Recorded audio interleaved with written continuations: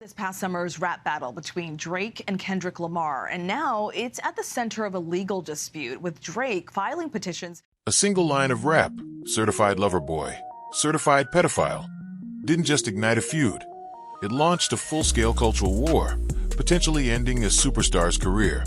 Was it a calculated takedown? Or did Kendrick Lamar unleash a chaos even he couldn't control, hanging Drake's entire legacy on a devastating accusation? Xzibit, in a recent podcast, faced the elephant in the room, the PDF allegations. Now we turn to rapper Drake, suing his own music label, Universal Music, over the label's promotion of a Kendrick Lamar track, which he says includes false, defamatory. He admitted he had no solid proof, yet the whispers within the industry were deafening. I have no idea about what he's doing with his boy. Xzibit stammered, his words hinting at a discomfort that spoke volumes.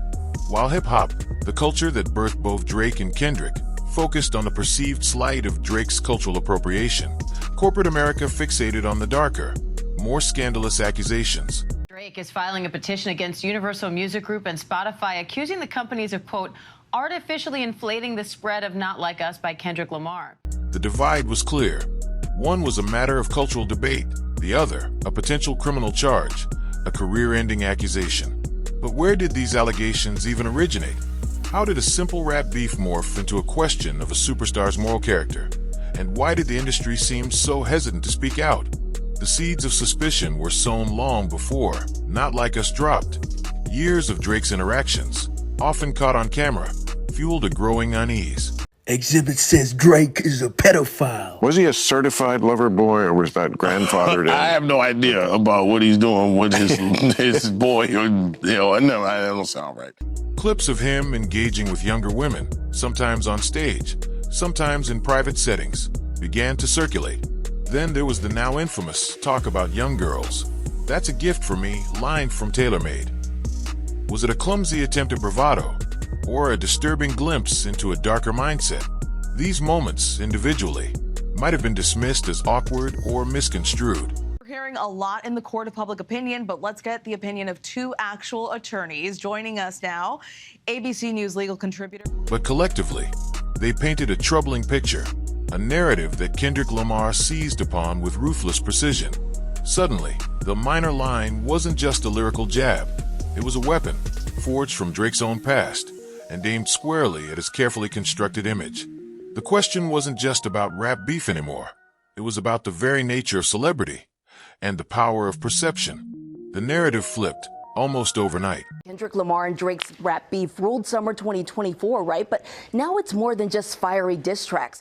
It wasn't just about Drake's perceived cultural tourism, his borrowing of Atlanta's sound and swagger. Suddenly, the whispers turned to shouts, and the accusations grew far more sinister.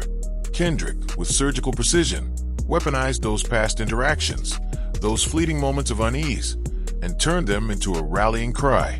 Certified lover boy, certified pedophile wasn't just a diss track lyric, it was a public indictment. Hip-hop, while grappling with the gravity of the accusations, found itself more deeply concerned with Drake's authenticity. In the New York court filing, Drake alleges UMG and Spotify, quote, deceived consumers into believing the song was more popular than it was. Was he a cultural chameleon, or something far worse? The lines blurred, and the stakes skyrocketed. This wasn't just about rap beef. It was about the very soul of celebrity, the dark side of fame, and the terrifying power of public perception. The question wasn't just, is Drake appropriating culture? But is Drake hiding something darker? And with every passing moment, the answer seemed to shift, the doubt deepening. Then came the Super Bowl. So I know I want to hear Not Like Us at the Super Bowl. Is he going to be able to perform it, though? So that is the conversation that was started yesterday in New Orleans, according to TMZ. A stage so massive, so globally visible, it could make or break a career. Kendrick's performance wasn't just a victory lap. It was a public execution of Drake's reputation. He didn't just perform Not Like Us. He performed it with a chilling intensity. The minor line echoing through the stadium and across screens worldwide. Some called it overkill, a brutal display of dominance. But was it? If the roles were reversed, if Drake had the chance to deliver such a blow, would he have shown restraint? The question hung in the air, a testament to the sheer ferocity of the feud. A another legal battle is intensifying as Drake is suing his own record label over Kendrick Lamar's diss track, Not Like Us. It wasn't just about winning a rap battle anymore. It was about sending a message, a warning, a declaration of power. The Super Bowl stage became a battleground, and Kendrick, with every syllable, claimed victory. The world watched, not just as spectators, but as witnesses to a cultural reckoning. Xzibit, reflecting on the escalating conflict, offered a stark perspective. In a rap battle, all bets are off. But Drake, it seemed, had forgotten this cardinal rule, or perhaps he believed he was exempt.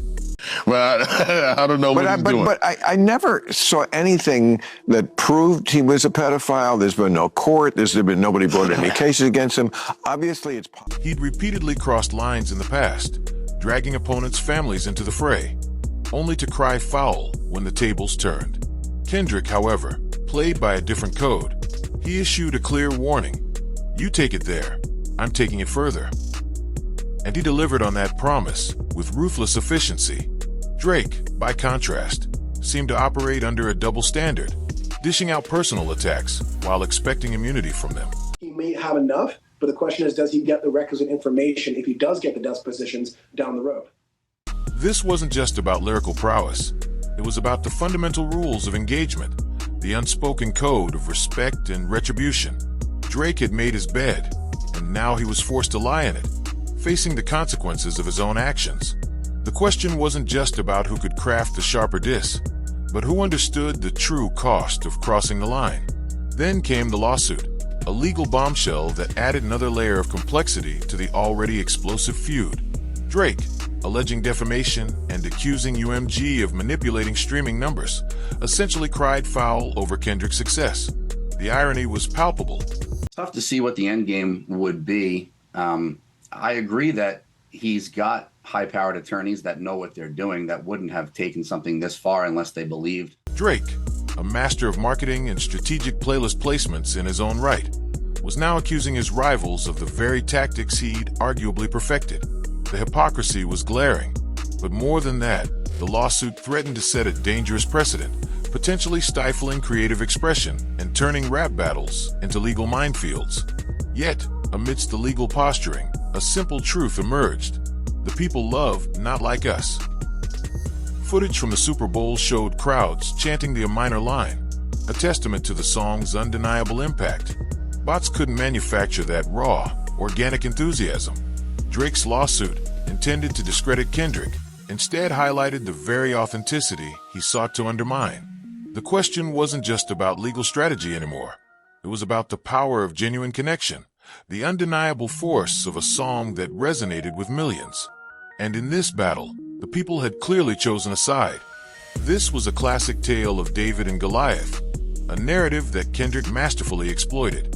Drake, the reigning titan, the omnipresent force in pop culture, had underestimated his opponent.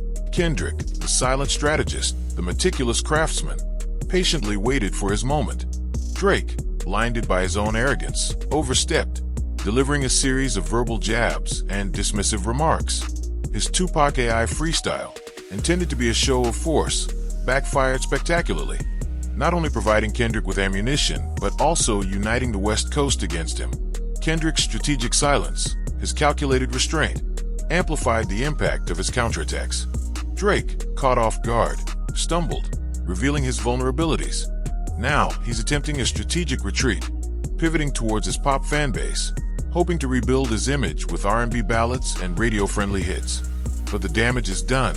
The minor line has left an indelible mark, a stain on his reputation that may never fully fade. The question wasn't just about musical dominance anymore. It was about the consequences of hubris, the humbling power of a well-executed strategy, and the enduring appeal of the underdog narrative. And in this story, the underdog had emerged victorious. Kendrick Lamar's set list was handed over to NFL and Fox executives and attorneys, leaving the Titan to grapple with the wreckage of his own miscalculations. In a final, intriguing twist, Drake and Party Next Door are exploring a new frontier in music marketing: content rewards.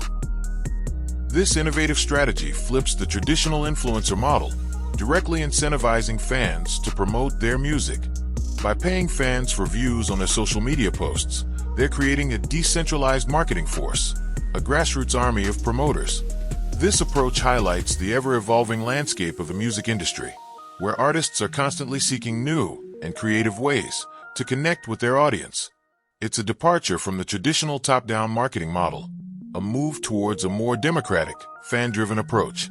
This strategy comes at a time where traditional methods of promotion are being questioned, and the value of organic, authentic engagement is becoming increasingly clear. It's a move that signals a shift in power, a recognition of the crucial role fans play in an artist's success. This new marketing ploy could be seen as a way to circumvent the traditional playlisting and streaming botting that Drake accuses Kendrick of. The question isn't just about the music anymore. It's about the strategies, the tactics, and the ever-changing rules of the game. And in this arena, innovation and adaptability are key to survival. In the aftermath, the minor line stands as a stark testament to the fragility of reputation in the digital age. This feud wasn't just a clash of titans. It was a dissection of celebrity, a study in the power of perception. Kendrick's strategic precision exposed the vulnerabilities beneath Drake's carefully constructed image, proving that even the most formidable empires can be shaken by a single, resonant accusation. The lawsuit, the marketing ploys, and the cultural debate all point to one undeniable truth. The rules have changed. Drake's legacy, once seemingly cemented, of its artists is offensive and untrue. Senior culture reporter at ESPN's Anscape and author of It Was All a Dream, Biggie and the World That Made Him, Justin Tinsley joins me. now hinges on his ability to navigate a landscape where authenticity and perception reign supreme. This isn't just a chapter in hip-hop history. It's a cautionary tale for the age of instant scrutiny, where a single line can redefine a career.